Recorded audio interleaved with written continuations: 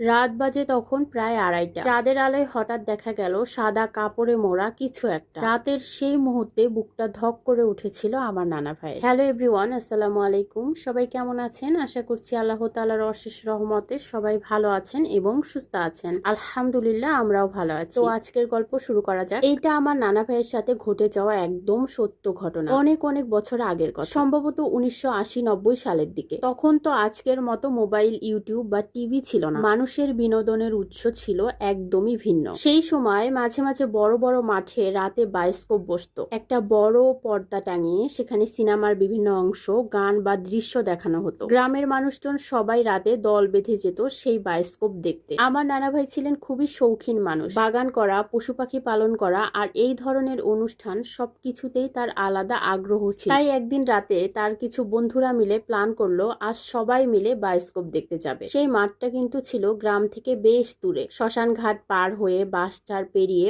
অনেক বড় একটা ফাঁকা মাঠ। রাতের অন্ধকার, নিস্তব্ধতা, ঝিঝি পোকার ডাক। তবুও যেহেতু অনেকজন একসাথে যাচ্ছিল তাই ভয়টা তেমন কারোই লাগছিল না। সবাই মিলে গল্প করতে করতে, হাসি মজা করতে করতে সেই মাঠে গেল। বায়োস্কোপ চললো অনেক রাত পর্যন্ত। বায়োস্কোপ দেখা শেষে এবং আড্ডা দিয়ে সময় যে কখন কেটে গেল কেউ বুঝতেই পারেনি। বাড়ি ফিরতে ফিরতে প্রায় তখন অনেক রাত প্রায় 2:30 কি 3টা বাজে। চারপাশ একদম নিস্তব্ধ, কেবল ঝিঝি পোকার ডাক। সবাই ধীরে ধীরে যার যার বাড়ির দিকে রওনা দিল। আমার নানা ভাইয়ের বাড়ি ছিল রাস্তার একেবারে শেষ প্রান্তে। মাঝখানে ছিল 2টা পুকুর আর বড় একটা বিল। যত কাছে আসছিল ততই সবাই এক এক করে নিজের বাড়ির দিকে সরে যাচ্ছিল। শেষ পর্যন্ত সবাই চলে গেল আর রইলেন শুধু আমার নানা ভাই একা। সামনে আর একটু গেলেই তার বাড়ি, কিন্তু মাঝখানের এইটুকু পথ যেন আরো বেশি ভয়ঙ্কর হয়ে উঠেছে। আমার নানা ভাইয়ের সাথে কেউ নেই, তিনি একা। পুকুর আর বিলের ধারে রাতের নিস্তব্ধতা আর চারদিকে ঝিঝি পোকার ডাক। যদিও তিনি খুব সাহসী ছিলেন না, তবুও ধীরে ধীরে এগোতে লাগলেন তার বাড়ির দিকে। কিন্তু ভেতরে ভেতরে একটা অজানা ভয় যেন ক্রমে ক্রমে বাড়তেই লাগলো। ভয়ে ভয়ে এগিয়ে চলেছেন আমার নানা ভাই। সেদিন ছিল পূর্ণিমার রাত। আকাশে চকচকে চাঁদ, চারপাশে হালকা জ্যোৎস্নার আলো, সবকিছু